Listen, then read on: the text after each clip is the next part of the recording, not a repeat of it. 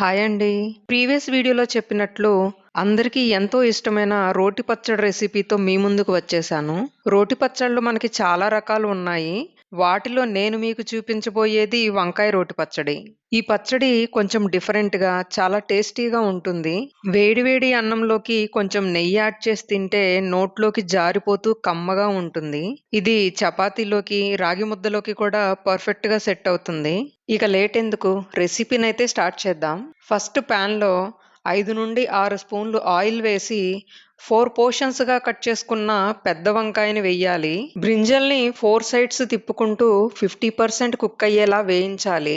ఇది వేగాక పక్కన పెట్టేసి అదే ప్యాన్‌లో 3 టమాటాల్ని సగంగా కట్ చేసి ఆయిల్‌లో వెయ్యాలి. వీటితో పాటే 10-12 పచ్చిమిర్చిని కూడా వేసి మూత పెట్టి మగ్గించాలి.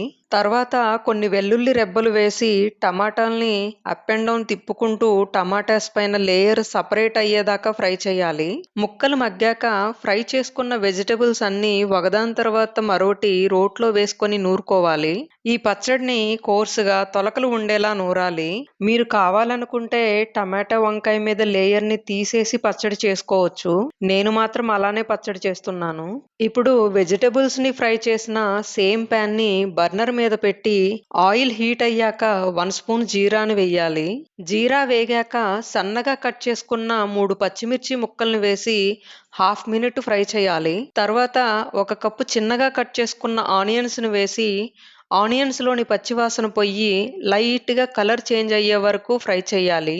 ఇప్పుడు నూరుకున్న పచ్చడిని వేసి పొగలు కక్కుతూ పచ్చళ్ళలోని ఆయిల్ సెపరేట్ అయ్యే వరకు వేయించాలి.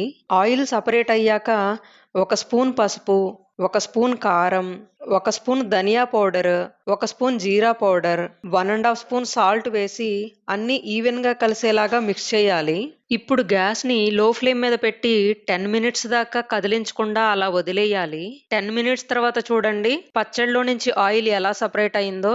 ఈ టైంలో చిన్నగా కట్ చేసుకున్న కొరియాండర్ లీవ్స్‌ని వేసి పచ్చడిని ఒకసారి కలుపుకొని దింపేస్తే స్పైసీగా, టేస్టీగా ఉండే పెద్ద వంకాయ రోటి పచ్చడి రెడీ అయినట్లే. ఈ పచ్చడి చేసినప్పుడల్లా మా ఇంట్లో అయితే నన్ను యమ పొగిడేస్తారు. మీరు ఈ రోటి పచ్చడిని తప్పకుండా ట్రై చేసి మీకు ఎలా అనిపించిందో కమెంట్స్‌లో చెప్పండి. మరో మంచి వీడియోతో మళ్ళీ కలుస్తానండి. బాయ్.